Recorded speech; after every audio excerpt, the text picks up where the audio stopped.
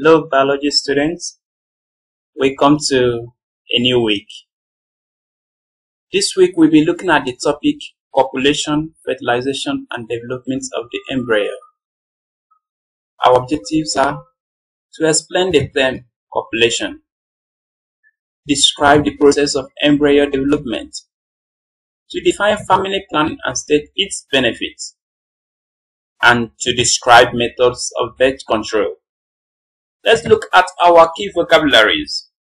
We have our key vocabularies as copulation, ejaculation, orgasm, fallopian tubes, fertilization, acrosome, lytic enzymes, spermatozoa, ovum, zygote, Graafian follicle, progesterone, uterus, blastocytes, implantation, amnion, umbilical cord, allantois, yolk sac, placenta, chorion, trophoblast, gestation, family planning, vasectomy, intrauterine devices, tubal ligation, laparotomy, and no plant. These are our key vocabularies for this week lesson. What is copulation? Copulation of sexual intercourse is the insertion and thrusting of an erect penis into the vagina for sexual pleasure, reproduction, or both sexual pleasure and reproduction.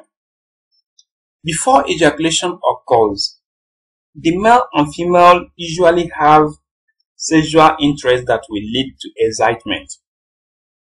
The male penis becomes erect because the erectile muscles must have been filled with blood, which will always help for insertion of the penis into the vagina.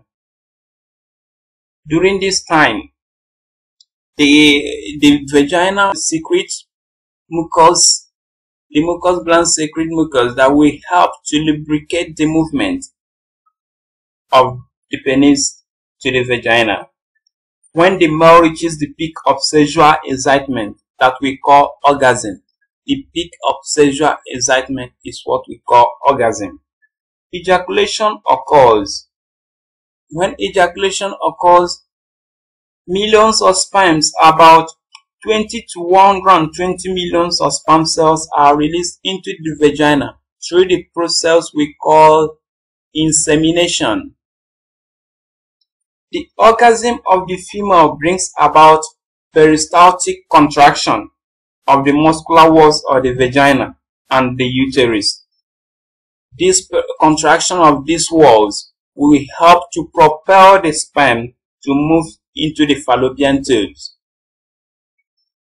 Now, during this time, when the sperm moves into the fallopian tube, during ovulation period, one of the ovaries releases an egg that will move from the ovary to the fallopian tube. The sperm cell or spermatozoa will always meet the egg cell there for fertilization to occur. What is fertilization? Fertilization is the fusion of the nucleus of the sperm and the nucleus of the ovum to form zygote. The fusion of this egg cell, a haploid cell, and a sperm cell, haploid cell, to form a diploid cell, which is zygote, is what we call fertilization. Now, during this time, about millions of sperm cells surrounds the egg in the fallopian tube, but only the head of one sperm cell will enter here. This happens as a result of some of these sperm cells. Most of them are trapped by the ciliary cells that are found in the uterus. Some of them, the mucus that is being secreted at the mucous gland of the female reproductive system traps and kills some of them. Now, most of them here that will surround this egg, waiting to meet the nucleus for fertilization to occur. They will release lytic enzymes. these lytic enzymes will break down the membrane of this egg cell so that the sperm cell can be able to penetrate.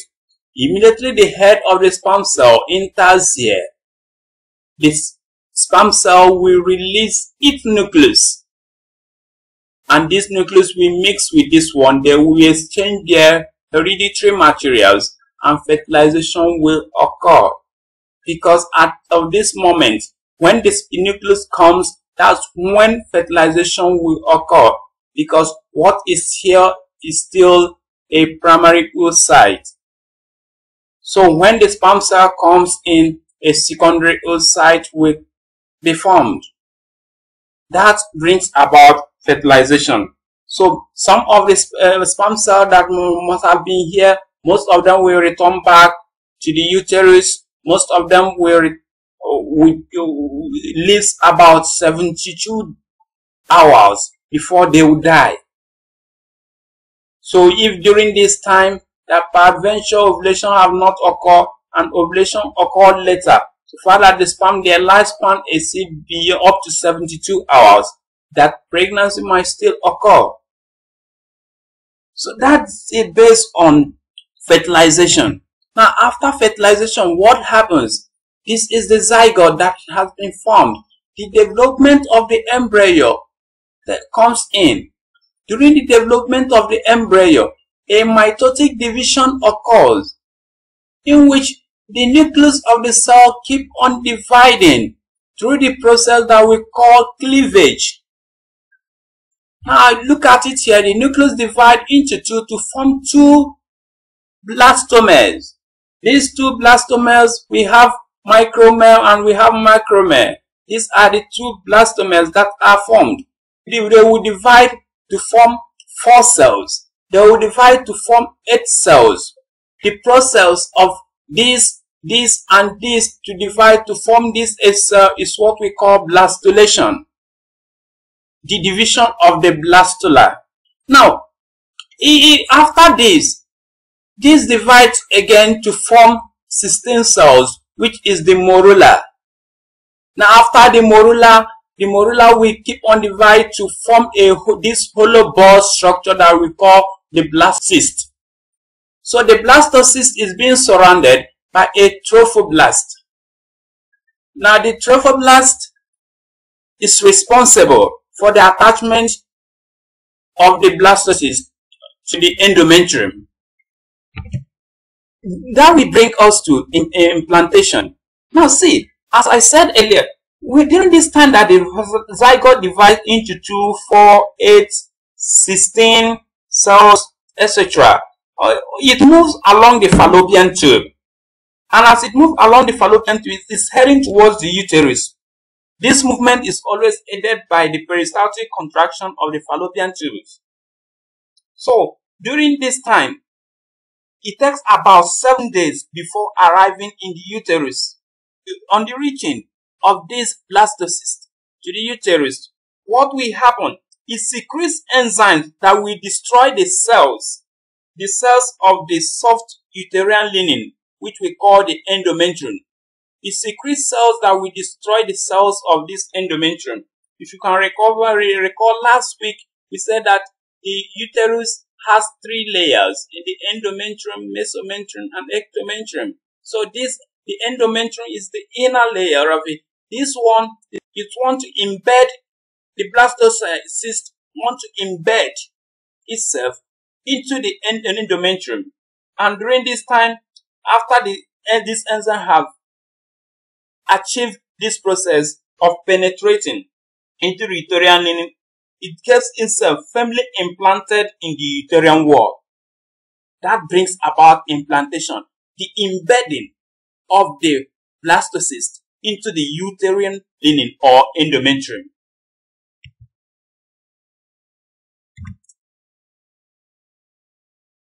Immediately after implantation, the inner cells of the blastocyst start differentiating to form the primary germ layers. This process is called gastrulation. The cells of the inner cellular migrate, divide, and rearrange into an outer layer called ectoderm and inner layer called endoderm. During gastrulation, some cells that are moving inward contribute to form a middle layer that is called mesoderm. Gastrulation is now formed. If 3 germ layers are being formed, which establishes the body pattern, the ectoderm gives rise to the epidermal tissues, nervous, retina, eyelids, cornea, and etc. The endoderm forms the inner lining of the digestive tract, respiratory system, liver, pancreas, bladder, urethra, etc. The mesoderm give rise to the dermis, all types of muscular tissues and various connective tissues. The development of the major organ system is called organogenesis. During this period, different organs in the body are formed. Differentiation of body parts. This is one of the major reasons why human beings or mammals seems to be more complex than any other animal, because of this diverse differentiation of organs.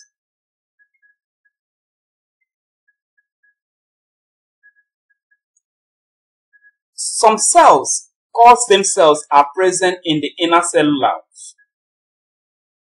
The stem cells are pluripotent, which means that they can give rise to any type of tissue, except those that the placenta and extraembryonic membranes. The developing embryo is protected by future membrane or embryonic membrane. These are the yolk sac, chorion, amnion, allantois. The other part of the embryo is called extraembryonic membrane. The extraembryonic membrane, it protects the embryo, prevents the embryo from dying out, help in obtaining food and energy. The closed sac between the embryo is called the amniotic cavity, which contains the amniotic fluid. The amniotic fluid cushions the embryo from external blows.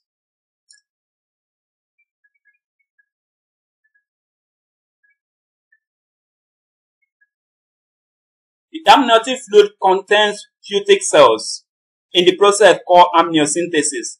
The amniotic fluid is drawn out and examined to detect any abnormality with the fetus. Embryonic development in humans is divided into 3 trimesters, spanning period about 280 days or 9 calendar months plus 10 days. This period is counted from the first day of the last menstrual cycle until parturition, that is called gestation period. In the human embryo, the heart is formed during or after 1 month of pregnancy. After 1 month of pregnancy, the heart is formed completely.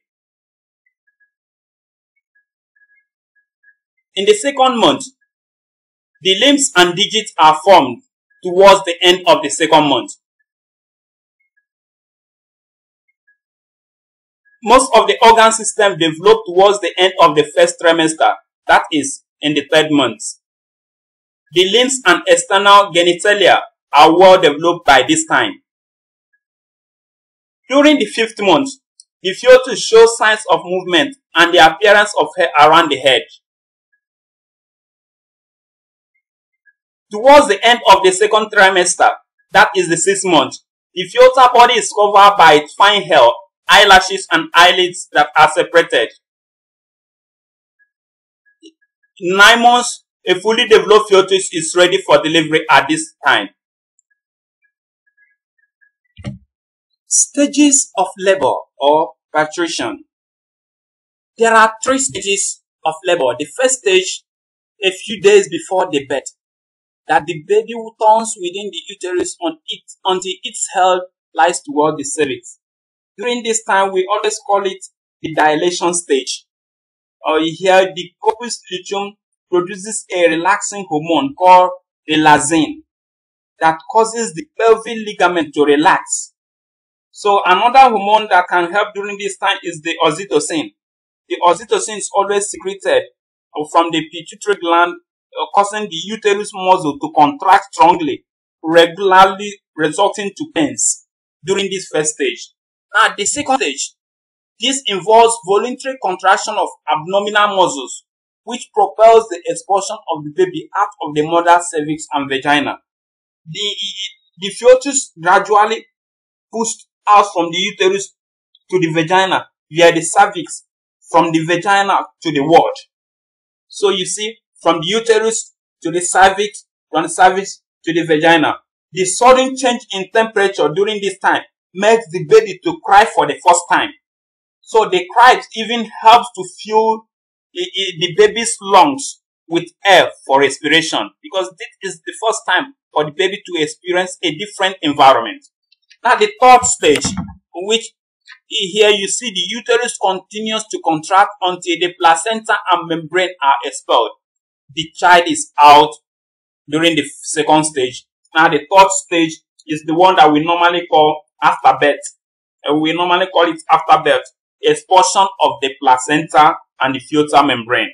Here you see that the fetus keep on the uterus continues to contract so that the placenta and the membranes are expelled out during this stage. What is family planning? Family planning is a method adopted by couples to control the number of children they can adequately cater for at the right time. And what are the benefits of this family planning? We have the benefit of family planning that it prevents unwanted pregnancy when couples are not in need of pregnancy. They can be able to regulate it. Secondly, it prevents indiscriminate abortion. It also reduces maternal death rate usually caused by frequency of pregnancy. It prevents population explosion in a country. Population explosion is being reduced because with this family planning.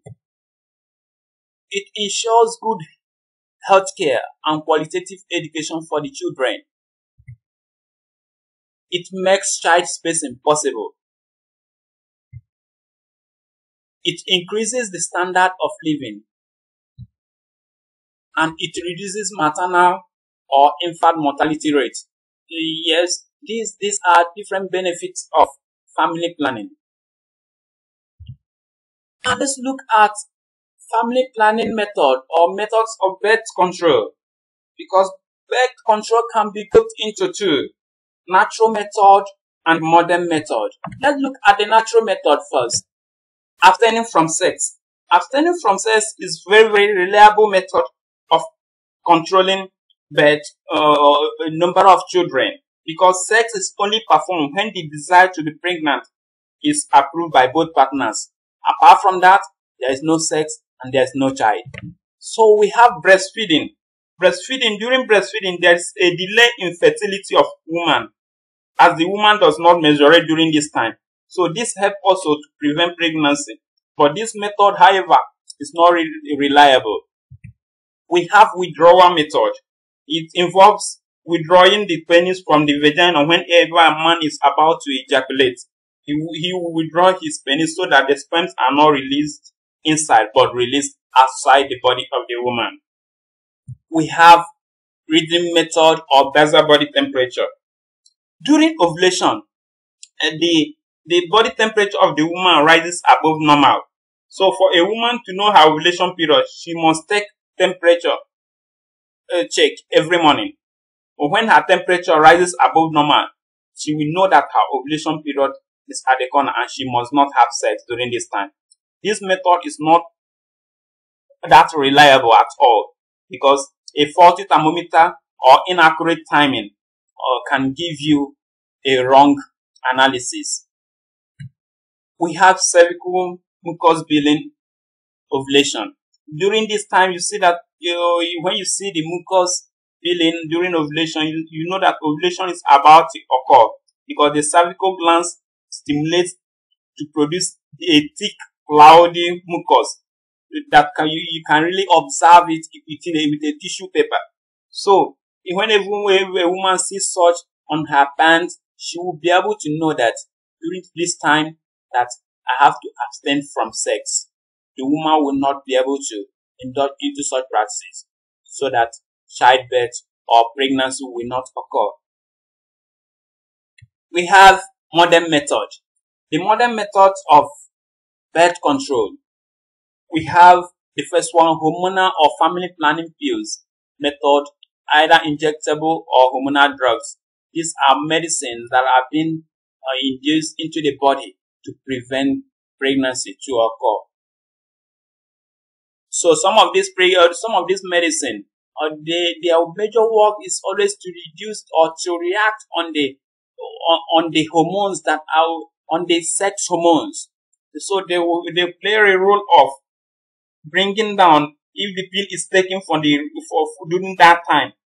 The pill prevents the release of the egg from the ovary during ovulation. So this method is reliable. The only thing is just that it's safer for the man to use spermicidal cream in addition, because at times body functions or body situations might affect the way drugs works on our body. The second one, we have Norplant. A Norplant is a drug that is implanted subdermally. It's just subdermally. You place it under the skin or into the arm to prevent pregnancy. It lasts for 5 years. So it could be removed whenever pregnancy is desired. That's Norplant. The next one, we have barriers. Barriers, you can use either a sheet or a condom or even diaphragm. Here you use a thin sheet or rubber.